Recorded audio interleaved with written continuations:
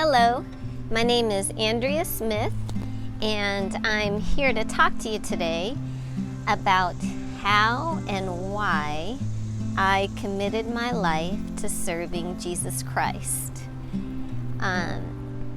Anyway, before I tell you how that happened, let me give you a little background about me. I was born in Boston, Massachusetts.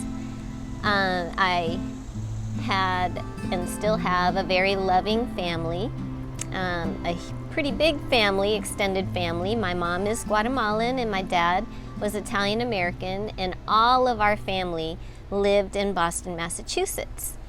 And I know my parents and my godfather would make an effort to go to church when we could.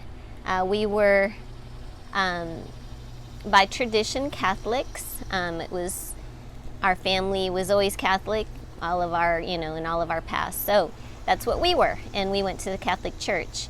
And I was blessed to be able to have a pretty good foundation in Christian education and different Christian disciplines because I got to go to a Catholic school while I was in Boston. Well, my parents decided to move to Florida because of my dad's and my health mainly. And we had an opportunity. My dad did through his job. They checked it out and my mom and dad found a great home for us in Florida. So we moved to Spring Hill, Florida, which is on the west coast, just north of Tampa. And we lived there for a while, and needless to say, I think partially because of all the changes, we did continue to go to church, but we didn't go as often. And my sister and I began public school. And I know my parents were working hard to get our family, to get our lives established there. So we stopped going to church. And I do remember, though, this idea of always trying to be, a good person, wanting to know God, having a desire to know who He was, but unsure of how to get there, and anyway, of how He could be real in my life. So, I made a lot of mistakes, I know, growing up as a preteen and a teenager living in Florida. And during high school, I know I tried lots of different things. I always wanted to have a good time. I loved partying, dancing, having fun, the exhilaration of participating in team sports. I wanted to live life, and I wanted to enjoy it. And I'm very blessed. Yeah, for the most part, I was able to experience a lot of good things. Unfortunately, though, also some bad things that were a result of bad decisions. During my high school years, it was important to me to feel desired, I guess, by boys, that it was important for me to have a boyfriend and, to be admired, not only by my boyfriends, but also by my peers. And unfortunately, that was an unhealthy choice sometimes, especially for someone who didn't center their life anymore on good decisions. So I let that dictate, unfortunately, a lot of my decisions back then. So I remember my summer just prior to my senior year, I started questioning a lot of things. And I had never read the Bible on my own. I read a lot of books that had parts of the Bible in it in my Christian education, so I didn't realize, but this questioning I had about life, to me, parallels Solomon's questioning about life in the book of Ecclesiastes. I started questioning a lot. What is the point of life? Why? It doesn't really matter, how much money I could get. It doesn't matter how strong I get. It doesn't matter the education I get, et cetera, et cetera. I just started questioning a lot. What is the point? And that line of questioning brought me to thinking about what is the point of even living? And that's where negative thought patterns, I started to think about them. And thinking about, well, if there is no point in living really, if there is no point in, if it doesn't matter who I am, what I do, well, why even live? And I can admit that I was seriously considering suicide at the time. Didn't think it mattered whether I was alive or not. And it makes me a little emotional because it's sad. It's very sad. And I know a lot of people struggle with that. So it was about at that time, soon after, I started getting calls from an old boyfriend. He was calling me from Hawaii, and we didn't have cell phones back then. There was no such thing as text. There's no such thing as emails. But he would call, and when he would call, he'd say weird things like, Andrea, I'm sorry for the sin that I have, the sinful choices I've helped you make. Or, Andrea, I am so sorry for leading you the wrong way when we dated, and stuff like that. And I was thinking to myself, you're crazy, I do what I want to do. Nobody makes me do anything I don't want to do. So, I just listened to him when he'd call and he'd say these things, and I'm like, oh, yeah, it's okay. You don't need to apologize for anything. I make my own decisions. But thanks for the thought. But he continued to call me, and then finally one day he asked me, and he said, what is the one thing you think about all the time, Andrea? What do you care about? And I said, well, I like to have fun. I just like to have fun. I'm a thrill seeker. I want to have a good time. And then quickly he said, that's your God. And I'm like, what? No, my God is, God, Jesus Christ. I know who he is, I try to be a good person, and I don't want to do bad things.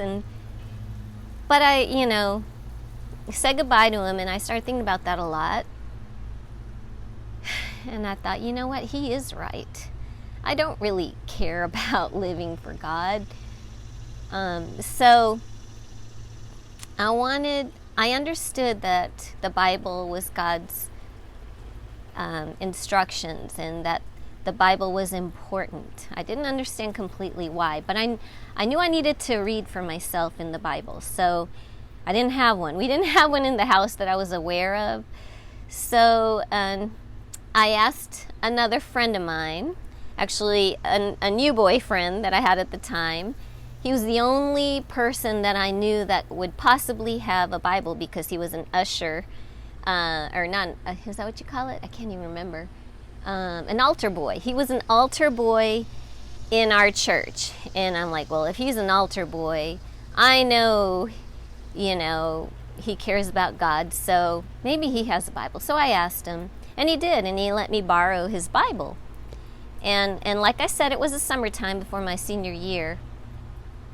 And I opened it up. And honestly, before I opened it up, and I did say a prayer to God, I said, okay, God, well, I don't know if I'm going to understand anything I read in here, because I never have. but I'm going to try. So I was by myself in my room, and it was pretty late, I remember, at night. And I opened up that Bible, and I opened up to Psalm 91. And I started reading, and when you read that psalm, the first thing I noticed and the first thing that caught my attention, there was a comparison. In that psalm, David is writing, Lord, I am scared and I feel alone, and I know that you can protect me. I know that I can find refuge in you. And that really stood out to me. And the image in that psalm that I remember is, Lord, you cover me with your wings, wings like an eagle would cover their young. And that stayed with me. And I understood it. And so after I read that psalm, I said, okay, God, I think you're talking to me right now. And I said, I want to know you. I want to explore this feeling I have right now, this feeling of connection. And sorry, but it was a miraculous moment in my life, because I understood that he was the reason to live. For the first time, I got it. That light bulb went off. And so I said, God, I want to follow you. I want this to be real. I don't want to go backwards. I want to move forwards, and I want to live my life for you, but I'm going to need some help, because I don't know where to begin.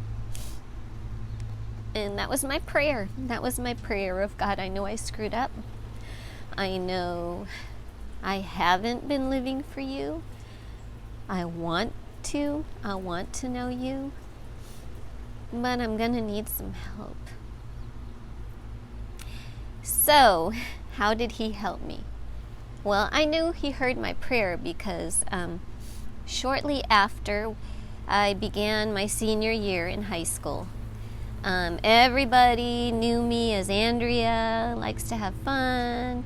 Andrea, is a positive person. I'm a hard worker, So, that first day of school, I remember someone saying, so Andrea, what'd you do this weekend?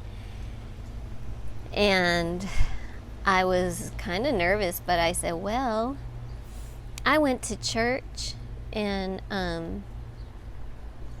I spent some time reading the Bible. And I remember they looked at me like I was an alien when I answered that way, because I never answer that way. Usually I'd answer, oh yeah, I got to go out, and I had a fun time dancing at this club or whatever. And but I didn't answer that way. I spent my time looking for God, And so they didn't say anything, and they just, oh, okay, and they stopped talking to me. And I was like, oh God, in my head I was about to freak out, because I'm like, okay, I don't know if I can do this, God. I don't know if I can stand for you and tell people. Anyway, a friend who was in my class, who was a pretty popular football player, passed me a note and said, I heard you say that you went to church and that you want to learn about God in the Bible, and I am proud of you. Keep looking for Jesus. Keep following Jesus. I'm a Christian too, he told me. And this was a legit friend, no boyfriend. That didn't influence me. He was just a friend. And I was like, wow, he's pretty cool. And he loves Jesus, and he's not afraid to say it. Well, maybe I can do that too. And so that was like the first step to sharing my faith openly with other people. And I said, okay, God, this year, senior year, I know I'm kind of popular at school, so every chance I get, I want to share who you are and why you're so important, and I want everybody to know that you are an important part of my life. And that's where it started. And so in the yearbook, or the way I spent my time, I was always looking to share Jesus with others, whether they were Christians or not. I know a lot of people thought I was crazy. If you look at my yearbook, I have messages about Jesus and scripture in my senior comments.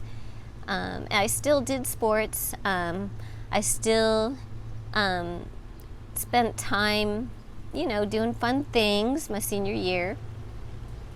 But I started developing Christian friendships and exploring more about the Bible, and allowed that to influence my choices when it came to going to college. Originally, my goal was to get back to Boston, Massachusetts. I wanted to go back to my family up north.